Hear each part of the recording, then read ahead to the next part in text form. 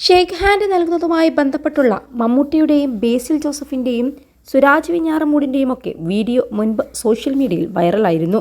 Shake hand കൊടുക്കാൻ കൈ നൽകുമ്പോൾ അത് കാണാതെ പോകുന്നതാണ് ട്രോൾ വീഡിയോകളിലുണ്ടായിരുന്നത്. മലയാളത്തിലെ ട്രോളർമാർക്ക് ഇപ്പോൾ ചാകരയൊരുക്കുകയാണ് മന്ത്രി വി ശിവൻകുട്ടിയും. ഷേക്ക് ഹാൻഡിന് വേണ്ടി കൈനീട്ടി ചമ്മിപ്പോയ ഷേക്ക് ഹാൻഡ് ചമ്മൽ ക്ലബ്ബിലാണ് മന്ത്രിയും പെട്ടത്. കാലിക്കറ്റ് FC ഫോഴ്സ് കൊച്ചി മത്സരത്തിനിടെ നടനും സംവിധായകനുമായ ബേസിൽ ജോസഫ് ചമ്മിയതോടെയാണ് ഷേക്ക് ഹാൻഡ് ചമ്മൽ വൈറലായത്.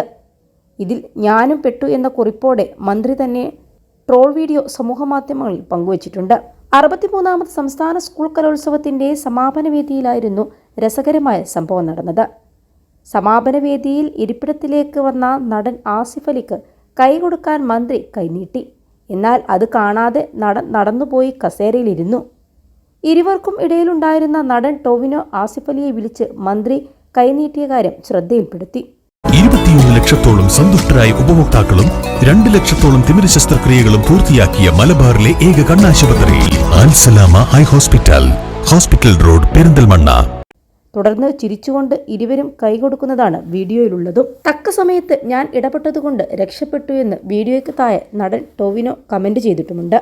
നേരത്തെ മമ്മൂട്ടിയും രമ്യ നമ്പീശനും സുരാജ് വെഞ്ഞാറമൂടും ചമ്മൽ ക്ലബ്ബിൽ ഇടം പിടിച്ചിരുന്നു. സൂപ്പർ ലീഗ് കേരള ഫുട്ബോൾ മത്സരത്തിൻ്റെ സമ്മാനദാന ചടങ്ങിൽ ടീമിലെ ഒരു താരത്തിന് ബേസിൽ കൈനീട്ടിയെങ്കിലും അദ്ദേഹം അത് കാണാതെ പൃഥ്വിരാജിന് കൈകൊടുത്തതോടെയാണ് ബേസിൽ വൈറലായത്. അടുത്ത ഇരയായി വന്നു വീണത് സുരാജ് വെഞ്ഞാറമൂടാണ്. പുതിയ ചിത്രമായ EDയുടെ ഓഡിയോ ലോഞ്ചിൽ നടി ഗ്രേസ് ആന്റണിക്ക് കൈ കൊടുക്കാൻ പോയപ്പോഴാണ് സുരാജ് അവഗണന നേരിട്ടത്. ഇതിനിടെയാണ് ഒരു കുട്ടിക്ക് കൈ കൊടുക്കാൻ കൈനീട്ടി മമ്മൂട്ടിയും പെട്ടത്. മമ്മൂട്ടി കൈനീട്ടിയത് കാണാതെ കുട്ടി മറ്റൊരാളുടെ കയ്യിലാണ് ചെന്ന് പിടിച്ചത്. ഒരാൾക്ക് മെഡൽ കൊടുത്തതിന് ശേഷം കൈനീട്ടിയാണ് നടി രമ്യ നമ്പീശനും പെട്ടത്. എന്നാൽ ഈ ട്രെൻഡിന് തുടക്കം കുറിച്ചതാകട്ടെ ടൊവിനോയും. ഒരു സിനിമയുടെ പൂജയ്ക്കിടയിൽ ടൊവിനോ തോമസ് ആരതി ഒഴിയുമ്പോൾ കൈ നീട്ടുകയും എന്നാൽ നടനെ ശ്രദ്ധിക്കാതെ പൂജാരി മുന്നോട്ട് പോവുകയും ചെയ്തിരുന്നു.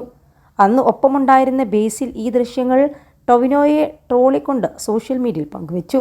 ഇതിനു പ്രതികാരമായി ബേസിലിൻ്റെ വീഡിയോ ട്രോളി ടൊവിനോയും എത്തി. അങ്ങനെ അത് ട്രെൻഡായി മാറുകയും ചെയ്തു. അക്കൂട്ടത്തിൽ മന്ത്രി വി ശിവൻകുട്ടിയും ഇടം പിടിച്ചിരിക്കുകയാണ്. ഇത്തരത്തിൽ രസകരമായ ട്രോളുകളും മലയാളികൾക്ക് ഏറെ സുപരിചിതമാണ്.